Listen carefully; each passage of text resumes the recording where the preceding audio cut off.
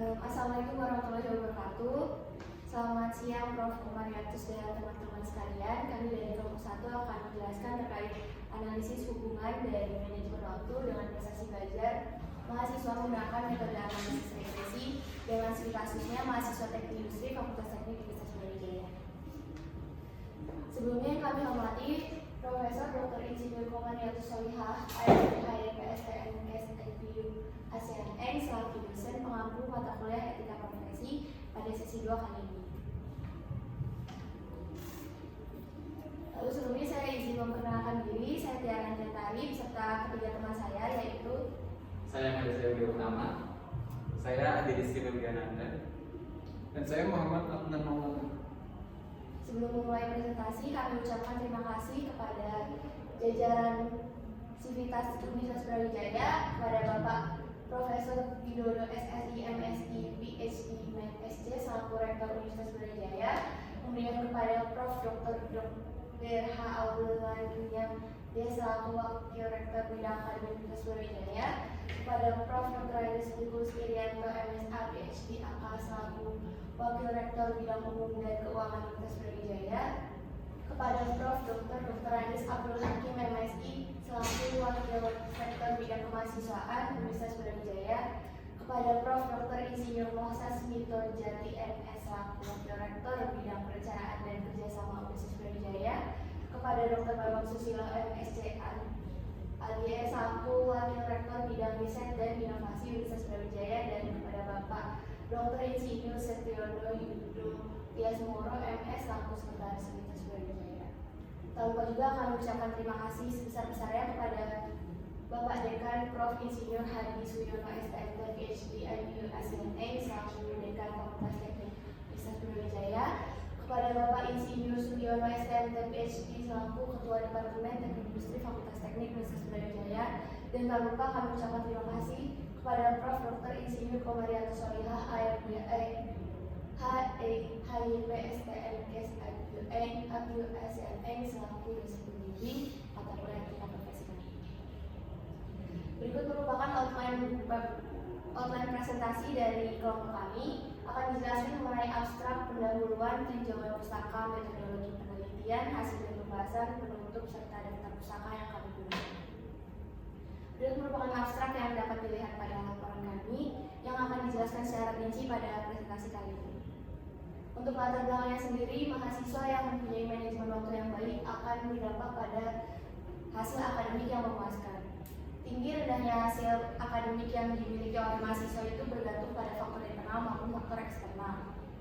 Di mana di sini berdasarkan permasalahan-permasalahan yang telah dipaparkan, kami ingin mengetahui apakah ada hubungan dari manajemen waktu terhadap prestasi belajar yang dimiliki oleh mahasiswa teknik industri Fakultas Teknik Universitas Brawijaya, khususnya angkatan 2020 dan 2021. Mengapa objek yang kami ambil ini hanya angkatan 2020 dan 2021? Dikarenakan pada angkatan ini lagi sedang banyaknya memegang yang namanya kegiatan non akademik. Jadi di sini kami ingin mengetahui bagaimana cara mereka manajemen waktu dengan baik, apakah terdapat hubungan dengan prestasi belajar yang mereka miliki. Selanjutnya rumusan masalah yang telah kami paparkan. Yang pertama, apakah mahasiswa teknik industri Fakultas Teknik Universitas Brawijaya angkatan 2021 sudah menerapkan manajemen waktunya dengan baik? Kemudian yang kedua, apakah mereka memiliki prestasi belajar yang baik? Dan yang ketiga, bagaimana hubungan manajemen waktu dengan prestasi belajar pada mahasiswa teknik industri Fakultas Teknik Universitas Brawijaya, khususnya angkatan 2020 dan 2021. Lalu dari rumusan masalah yang kita punya, kami juga merumuskan beberapa tujuan, diantaranya mengidentifikasi manajemen waktu, mengidentifikasi prestasi belajar yang dipunya, dan juga menganalisis apakah ada hubungan dari manajemen waktu dan prestasi belajar yang dimiliki oleh mahasiswa teknik industri Fakultas Teknik Universitas Brawijaya angkatan 2020 dan 2021. Kemudian untuk manfaat dari penelitian yang telah kami lakukan, yang pertama, bagi peneliti bermanfaat untuk menambah wawasan serta ilmu pengetahuan terkait teori manajemen waktu, terkait hubungan dari manajemen waktu dengan prestasi belajar, dan juga bagaimana evaluasi yang akan diterapkan pada manajemen waktu serta prestasi belajar.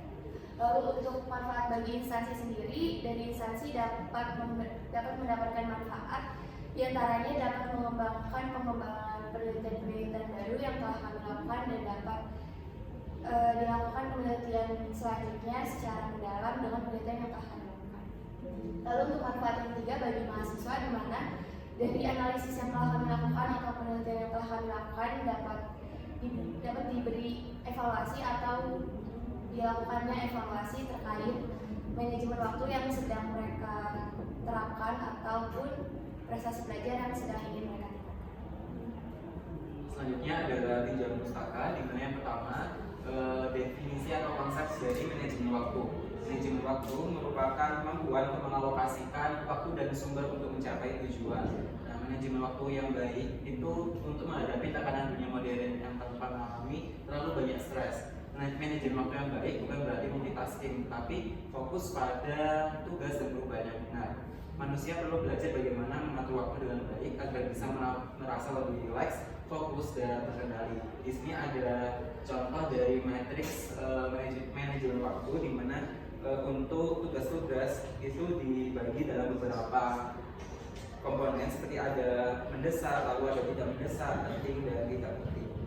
Nah, selanjutnya yaitu konsep dari prestasi belajar. Belajar merupakan usaha dalam merubah diri secara sistematis sebagai upaya dalam meningkatkan pengetahuan dan prestasi belajar. Tujuan dari proses belajar ini yaitu perubahan tingkah laku seseorang yang dilihat dari segi pengetahuan, sikap, dan psikomotorik.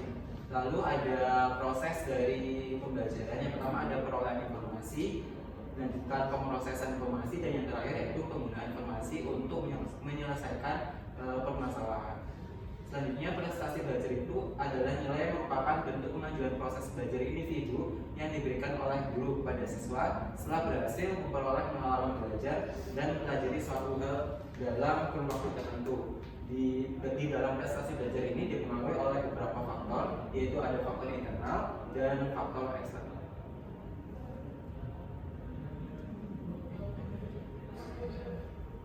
Jadi untuk yang selanjutnya yaitu penelitian terdahulu. Nah, di penelitian terdahulu yang kami jadikan acuan, yang pertama ada dari Nur Kumalasari dalam karyanya berjudul Pengaruh Time Management terhadap Prestasi Belajar Siswa di Sekolah Menengah Atas Negeri 1 Pangkalan Buras Kabupaten Pelalawan, di mana dalam penelitian tersebut menggunakan jenis pengumpulan datanya yaitu menggunakan angket dan dokumentasi.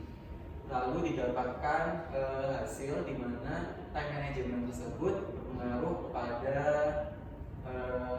prestasi belajar mahasiswa.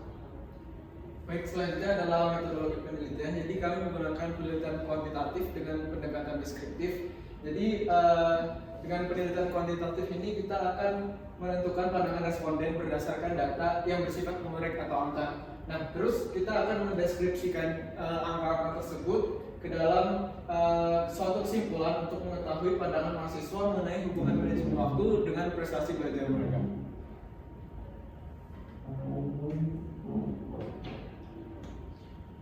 Nah, untuk pengumpulan datanya kita akan menyebarkan kuesioner untuk angkatan 2020 dan 2021, dan untuk populasi sampelnya populasi kita adalah 2020-2021 yang berjumlah sebesar 326 orang. Nah, menurut Suhaisimi Arifinto, kita mengambil sampel minimal 12% dari total populasi. Jadi dengan perhitungan maka kita dapatkan sampel yang akan kita ambil adalah sebanyak 40 orang.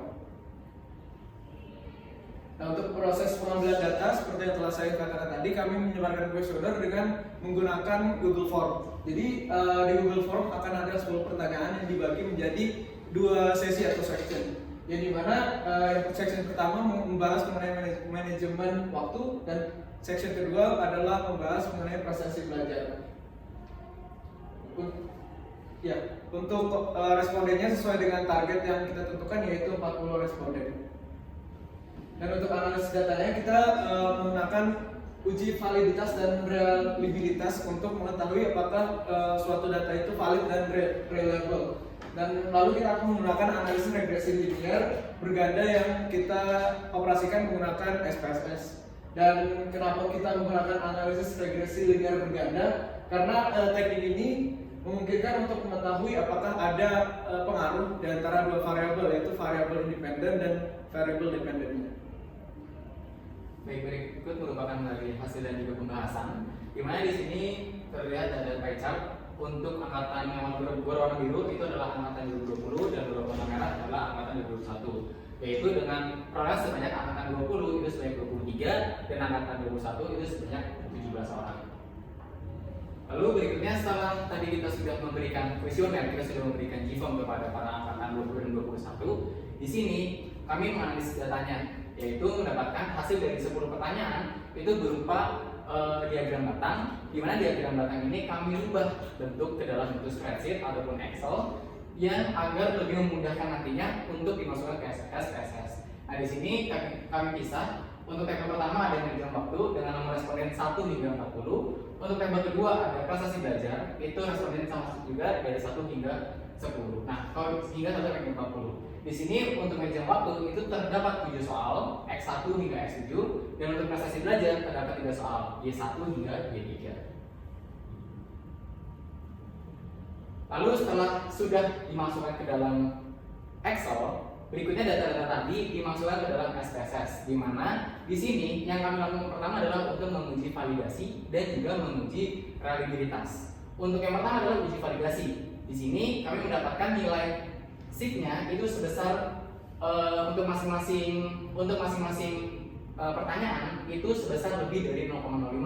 Artinya nilai signifikansinya tadi itu karena melebihi data 0,05 berarti itu sudah valid. Tetapi ketika nanti ada data yang kurang dari 0,05, otomatis kita harus membuang data tersebut atau mengambil data ulang menggunakan kuesioner yang sama. Lalu berikutnya untuk data prestasi belajar juga pun sama. Di sini nilai signifikansi dari 3 pertanyaan semuanya lebih dari 0,5. Artinya semua pertanyaan itu sudah valid. Lalu setelah uji validasi, kita melakukan uji reliabilitas dengan software yang sama yaitu SPSS. Di sini kita menguji untuk data manajemen waktu dan juga untuk data prestasi belajar. Untuk data manajemen waktu, untuk mengetahui apakah data ini reliable atau tidak, itu dilihat dari nilai cross alpha-nya. Ketika nilai cross alpha-nya itu lebih besar daripada 0,6, artinya data tersebut sudah reliable. Sebagai contoh di sini untuk manajemen waktu dan juga prestasi belajar itu sebesar 0,655 dan juga untuk prestasi belajar itu sebesar 0,686. Lalu setelah data sudah valid dan data sudah reliable, maka berikutnya kita melakukan uji analisis regresi dengan menggunakan software SPSS. Di sini kami mengambil hasil ujinya itu ada 3, ada hasil uji koefisien determinasi, hasil koefisien parsial, dan juga hasil uji ANOVA F simultan. Ketika nanti nilainya R square itu sebesar 0,282, itu mendapatkan nilai sebesar 28%. Tetapi selanjutnya ketika kita mendapatkan nilai uji koefisien parsialnya itu lebih kecil dibandingkan 0,5, artinya dari data independen dan data dependen itu memiliki pengaruh. Begitupun juga untuk hasil uji ANOVA F simultan itu mendapatkan nilai sebesar di bawah 0,05, di bawah 0,5, artinya ada pengaruh antara manajemen waktu dengan prestasi belajar mahasiswa. Baik, selanjutnya adalah kesimpulan dan saran. Untuk kesimpulannya, berdasarkan hasil yang telah kami dapatkan, kami dapat menyimpulkan bahwa ada hubungan, ada korelasi antara manajemen waktu dengan prestasi belajar pada mahasiswa teknik industri Fakultas Teknik Universitas Brawijaya dengan hasil persentase pengaruhnya itu 28,2%. Dan untuk sarannya, hasil penelitian ini diharapkan dapat digunakan untuk penelitian selanjutnya secara mendalam dengan menambah responden agar hasilnya bisa lebih valid lagi. Dan ini untuk daftar pustaka yang kami gunakan dalam penyusunan laporan ini. Baik, sekian, terima kasih dari kelompok kami. Dari teman-teman, apakah ada yang ingin ditanyakan? Ya, silakan perkenalkan nama dan pertanyaannya. Perkenalkan, nama saya Yasin. Saya ingin bertanya, karena hasil tadi kan ada pengaruh untuk manajemen waktu itu, dan dari kelompok kalian menurut kalian semua ini gimana cara untuk manajemen waktu yang baik untuk mahasiswa?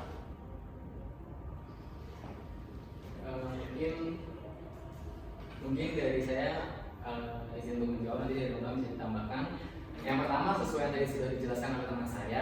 Di sini kita bisa satunya menggunakan diagram. Jadi di situ kita melihat bahwa kita membuat dibagi jadi 4, ya, dibagi jadi 4, mana yang dia itu penting dan mendesak, mana yang penting tidak mendesak, mana yang mendesak dan tidak penting, dan mana yang tidak mendesak dan tidak penting. Nah di situ setelah kita membuat diagram tersebut, maka nantinya kita akan mengetahui ini mana kegiatan-kegiatan yang bisa didahului, mana kegiatan yang bisa diprioritaskan, mana kegiatan yang bisa dikerjakan belakangan seperti itu. Jadi nantinya diharapkan setelah kita membuat hal itu akan membuat manajemen waktu kita semakin baik dan tidak mempengaruhi ataupun malah membuat prestasi belajar kita meningkat.